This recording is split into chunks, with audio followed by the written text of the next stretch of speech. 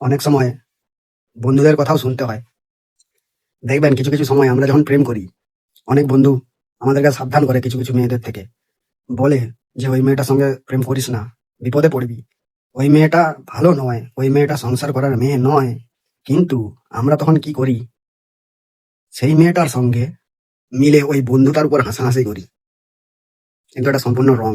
মাঝে মাঝে ওই বন্ধুটার কথাই ঠিক হয়ে যায়। আমরা হাসাহাসি করি, কিন্তু পরবর্তীকালে সেটাই প্রমাণ হয় ওই বন্ধুটা যেটা বলেছিল সেটাই সঠিক।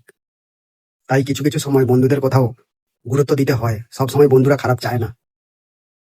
আমরা যারা প্রেম করি, দেখবেন অনেক সময় প্রেমিকার এক্স কে নিয়ে কথা উঠলে প্রেমিকা তাকে গালাগালি করে। তখন আমরা খুব খুশি হই। কিন্তু যখন এরকম হবে, খুশি হওয়া উচিত নয়। কারণ যে তোমার সামনে তার এক্স কে গালাগালি করছিল, সে আবার তোমার সাথে ব্রেকআপের পরে আর একজনের কাছে গিয়ে তোমাকে গালাগালি করবে ঠিক সেম ভাবে। সেই জন্য যখন এক্স কে গালাগালি করবে, সেটা শুনে কোনোদিন খুশি হবেন না। অনেককে বলতে শুনেছি, ঠকে যাওয়া মেয়ে নাকি কাউকে ঠকায় না, তারা মন দিয়ে ভালোবাসে। কিন্তু কথাটা সম্পূর্ণ রং।